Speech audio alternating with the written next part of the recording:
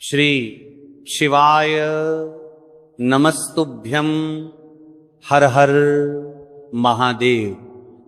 दोस्तों, जैसा कि आप सभी लोग जानते हैं कि 26 जनवरी 2026 सोमवार माघ माह में पड़ने वाली है अष्टमी तिथि और सोमवार की अष्टमी तिथि है।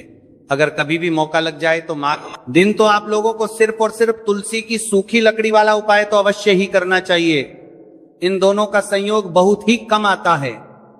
इसी के साथ में गुरुजी ने अपनी शिव पुराण कथा में बताया है कि इस दिन आपको तुलसी की सूखी लकड़ी वाला उपाय तो आपको अवश्य ही करना चाहिए। मैंने आपको लकड़ी वाला उपाय तो अवश्य ही करना चाहिए, क्योंकि ऐसा दिन पूरे साल में सिर्फ एक ही बार आता है। और दोस्तों, आप सभी लोग जानते हो कि सोमवार का अगर सबसे बड़ा कोई उपाय है तो वह तुलसी की सूखी लकड़ी वाला उपाय है।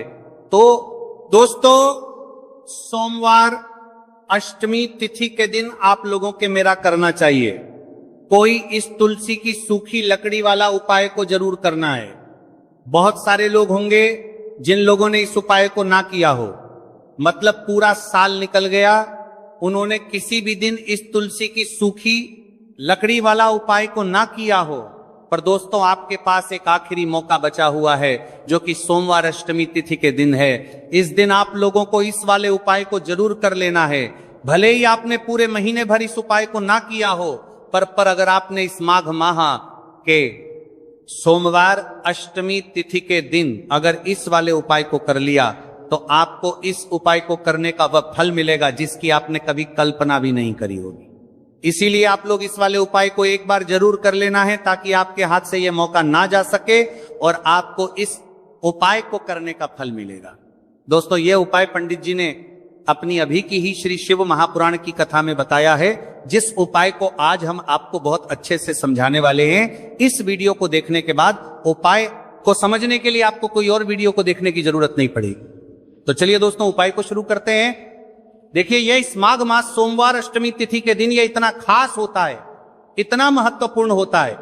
देखा गया है कभी कभी बड़े बड़े पूजा पाठ अनुष्ठान से जो कि मनोकामना पूर्ण नहीं होते, वहां माघ माह की सोमवार अष्टमी तिथि के दिन एक छोटे से उपाय करने से ही आपकी मनोकामना पूर्ण हो जाती है। और बहुत सारे लोगों ने इस उपाय को किया भी है, पर उनको इस उपाय को करने का फल भी जरूर मिला है। अगर आप लोग भी पूछी जाए निप्रामण्य प्रचार की परमा इस उपाय को करना चाहते हैं तो आप इस उपाय को पहले अच्छे से समझ लेना, सुन लेना, उसके बाद करना। आपको इस उपाय का फल जरूर मिलेगा। और इस उपाय को कर लेने से आपके घर में चाहे किसी भी प्रकार की दुख और समस्या क्यों ना चल रही हो, आपको उसका कारण भी नहीं पता है कि भाई यह समस्या किस कारण से चल रही है। उसका कुछ भी कारण हो सकता है, जैसे पितृदोष हो सकता है या किसी भी तरह का मंगल दोष भी हो सकता है। तो इस दिन आप लोगों को यह वाला उपाय कर लेना है। यह कैसा उपाय है? जिस उपाय को अगर किसी विशेष दिन पर किया जाए तो भाई उस विशेष दिन का जो है वह तो हमें मिलता ही मिलता है, पर हमने उस दिन पर इस उपाय को किया है तो हमें उससे भी बड़ा फल मिलता है, और फल बहुत जल्द ही मिलता है, क्योंकि आप इस नरीम का, माता ईकलबी का उपाय को बहुत ही बड़े और विशेष दिन पर कर रहे हो। तो चलिए अब उपाय के बारे में बात करते हैं। लेकिन उससे पहले आप लोगों में को यह जानना आवश्यक है कि आखिर यह उपाय किस समय करना है, किसको करना है और कैसे करना है। तो चलिए हम आगे आपको वीडियो में एक एक कर बता देते हैं। लेकिन उससे पहले अगर आप लोग हमारे चैनल पर पहली बार आए हैं या फिर मेरी आवाज आज पहली बार सुन रहे हैं तो हमारे चैनल को सब्सक्राइब जरूर कर लेना, और इस वीडियो को लाइक करके कमेंट बॉक्स में श्री शिवाय नमस्तु है, ओम नमः शिवाय जरूर टाइप कर देना। तो दोस्तों, इस तुलसी की सूखी लकड़ी वाला उपाय को हमें सोमवार अष्टमी तिथि के दिन कैसे करना है, किसको करना है, किस समय करना है और कहां पर करना है, ये सारे सवालों के जवाब आपको इस वीडियो में मिल जाएंगे। और जो ये वीडियो देखेगा भाई, उसको तुलसी की सूखी लकड़ी वाला उपाय जरूर करना चाहिए, क्योंकि इस दिन काला तिल का भी बहुत ही बड़ा और विशेष महत्व होता है। और जब बात आ जाए तुलसी की सूखी लकड़ी वाला उपाय की, तो ये सोने पर सुहागा वाली बात हो जाती है, और ये एक बहुत ही बड़ा उपाय होता है।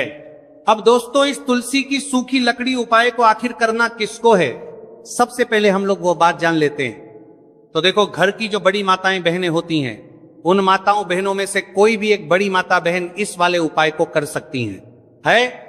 और दोस्तों, अगर आप चाहे तो अपने घर में से सभी सदस्यों को भी इस उपाय को करवाए सकते हैं। अगर किसी व्यक्ति की खुद की कोई मनोकामना है, खुद की कोई दुख और परेशानी है जो कि वो अपने लिए ही करना चाहता है, इस वाले उपाय को तो वो खुद अपने लिए भी कर सकता है। बाकी अगर कोई घर में से ऐसा है जो कि अपने पूरे घर परिवार की सुख और शांति के तुल्य लिए ये वाला उपाय करना चाहता है, तो भाई वो भी कर सकता है। हो सकता है उसमें भी कोई दिक्कत वाली बात नहीं है। कहने का मतलब यह है कि इस उपाय को हर एक सदस्य भी कर सकता है और पूरे घर परिवार के सदस्य के लिए घर की बड़ी माताओं बहनों में से कोई एक माता बहन भी कर सकती है। माताएं बहनें अगर घर में उपस्थित ना हो या वह यह वाला उपाय ना कर पा रही हो, तो फिर घर का कोई बड़ा सदस्य भी इस तुलसी की सूखी लकड़ी वाला उपाय को कर सकता है, चाहे फिर वह पुरुष ही क्यों ना हो, उसमें कोई भी दिक्कत वाली बात नहीं है। उसके बाद में दोस्तों, जो अपीतरम की वारवी अपर को तरफ प्रतितरफ प्रतितरफ प्रति वारवी को तरफ प्रतितरफ प्रतितरफ प्रतितरफ प्रतितरफ प्रतितरफ गला प्रश्न निकल कर आता है, वो ये आता है इस उपाय को लेकर के कि आखिर इस उपाय को हमें किस समय करना है, सुबह के समय करना है कि शाम के समय करना है। तो देखो, इस वाले उपाय को आप लोग सुबह के समय भी कर सकते हो और शाम के समय प्रदोष काल में भी कर सकते हो। अब अगर आप पूछो कि भाई साहब सबसे उत्तम समय कौन सा रहेगा इस तुलसी की सूखी लकड़ी वाला उपाय को करना है, कहा तो हम आपसे बस यही कहेंगे कि इस उपाय को आप सुबह के समय करेंगे तो ज्यादा बेहतर होगा। बाकी अगर प्रदोष काल शाम के समय भी करेंगे तो भी अच्छा होगा, उसमें कोई भी दिक्कत वाली बात नहीं है। तो अब दोस्तों, जो अगली सबसे बड़ी और महत्वपूर्ण बात आती है वो ये आती है कि सुबह अगर हम उपाय को करेंगे तो हमें कितने बजे से लेकर कितने बजे तक के बीच में करना है, और शाम के समय प्रदोष काल में करेंगे तो हमें कितने बजे से लेकर कितने बजे के बीच में करना है। तो देखो, सुबह जितनी जल्दी हो सके आप उपाय को करने की कोशिश करना।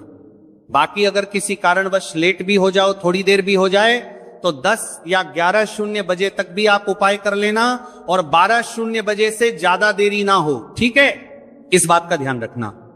उसके बाद में दोस्तों, अगर शाम के समय प्रदोष काल की बात करें, प्रदोष काल का जो समय है होता है वो शाम के 0 बजे से शुरू हो जाता है। मतलब शाम के 6, प्रदोष काल की बात करें 0 बजे से शुरू हो जाता है, मतलब शाम के 0 बजे से शुरू हो जाता है, 0 बजे से शुरू हो जाता है।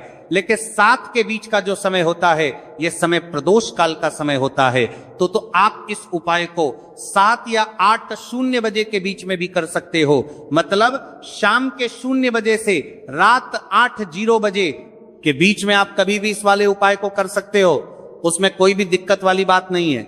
देखिए, यदि हम किसी ई प्रकार के उपाय को निश्चित दिन और निश्चित तिथि पर करते हैं, तो इसका हमें बहुत अधिक लाभ मिलता है और इन उपायों को करने के बाद हमारे जीवन में बहुत अधिक परिवर्तन आता है। साथ ही साथ ये जो उपाय आपके जीवन की सारी परेशानियों को और सारी बाधाओं को दूर करने वाले हैं। देखिए दोस्तों, आज के इस पूरे वीडियो में हम आपको 3 चमत्कारिक उपाय बताने वाले हैं और ये तीनों ही उपाय बहुत ही खास और बहुत ही ज्यादा विशेष होने वाले हैं।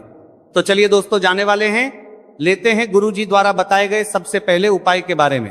अश्विन महाधन प्राप्ति उपाय, तुलसी की सूखी लकड़ी घर में रख देना, बहुत जल्दी करोड़पति बनोगे। इतना पैसा पत्र से बंदोरपति बनोगे, बरसेगा। राधे धे। दोस्तों, आपको किसी भी दिन तुलसी की सूखी लकड़ी का उपाय घर पर करना है और ऐसा समझ लीजिए कि तुलसी की सूखी लकड़ी का यह उपाय आपको बहुत जल्दी करोड़पति बनाएगा, क्योंकि जो मेरी अश्विन का महीना है ये श्री हरि विष्णु को सबसे प्रिय महीना है। तो देखिए, स्कंद तनग्रसर करते हैं, पुराण में आता है कि भगवान विष्णु को सबसे प्रिय अगर कोई महीना है तो वह अश्विन का ही महीना है। और अश्विन के महीने में तुलसी के उपाय रातों रात आपके भाग्य को चमकाते हैं। ऐसे में आज की वीडियो में हम आपको तुलसी के ऐसे उपाय बताने जा रहे हैं जो रातों रात आपका भाग्य चमकाएंगे और बहुत जल्दी आपको महादानी बनाएंगे। तो देखिए, श्री हरि विष्णु प्रसन्न होते हैं। जब भी आप माँ तुलसी से जुड़ा हुआ कोई भी उपाय करते हैं, माँ लक्ष्मी प्रसन्न होती है जब आप श्री हरि विष्णु को प्रसन्न करते हैं। अब आज की वीडियो में जो उपाय हम आपको बताने जा रहे हैं, इस उपाय को करने से श्री हरि विष्णु तुरंत प्रसन्न हो। हाथ तो लंगना के कोरों को साथ रहा, होते हैं और सीधे सीधे आप मां लक्ष्मी को प्रसन्न कर लेते हैं। आपके जीवन में आप खुद अपने सौभाग्य को प्रसन्न कर लेते हैं। इसकी तरफ करने के भी आपके जीवन में आप खुद अपने सौभाग्य को प्रसन्न कर लेते हैं। आप कुछ परवन प्रसन्न कर लेते हैं, प्राप्त कर लेते हैं इस छोटे से उपाय को करके। तो देखिए, सबसे पहले बात कर लेते हैं कि जो मान तुलसी है, इनके बिना श्री हरि विष्णु का पूजन और श्री हरि विष्णु का भोग दोनों ही अधूरे हैं। जब भी हम श्री हरि विष्णु को भोग कराते हैं, हम उनको भोग लगाते हैं, उसमें हम तुलसी दल जरूर डालते हैं। एक पत्ता डालेंगे लेकिन तुलसी दल जरूर डालते हैं, क्योंकि बिना तुलसी दल के श्री हरि विष्णु कोई भी भोग स्वीकार नहीं करते हैं। और आश्विन के महीने में तुलसी का पूजन करने से व्यक्ति को सौभाग्य की प्राप्ति होती है, उसके घर में कभी निर्धनता नहीं आती है। आप देखिए, सबसे पहले तो आपको आश्विन के महीने में हरा भरा तुलसी का पौधा अपने घर में जरूर लगाना चाहिए। अगर पहले से आपके घर में तुलसी का हरा भरा पौधा है तो बहुत उत्तम है। अगर नहीं है तो आश्विन के महीने के लिए महीने में तुलसी जी का पौधा आप जरूर लेकर आ, क्योंकि सबसे श्रेष्ठ महीना है तुलसी के पौधे को अपने घर में लाकर लगाने के लिए। दूसरी चीज की देखिए, आश्विन के महीने में या उससे पहले आपके घर में तुलसी जी का पौधा सूख गया है, और अगर तुलसी का पौधा आपके घर में सूखा हुआ है तो उससे कौन सा उपाय है जो आप करके रातों रात अपने भाग्य को चमका सकते हैं। तो देखिए, अगर आपके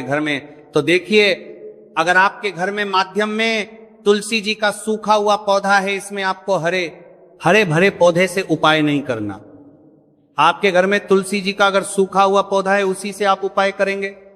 इस चीज का ध्यान रखेंगे। तो देखिए, अगर तुलसी जी का पौधा सूख गया है तो आपको क्या करना है, उसकी छोटी छोटी कहानियां लेनी है, गिन के 7 कहानियां, ठीक है ना।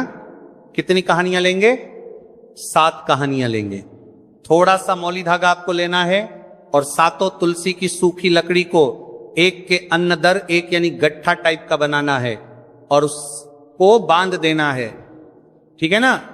सारी तुलसी की लकड़ियों हमको इकट्ठा करना है और मौली धागे से बांध देना है। बांध देंगे कलावा लपेट कर। अब आपको क्या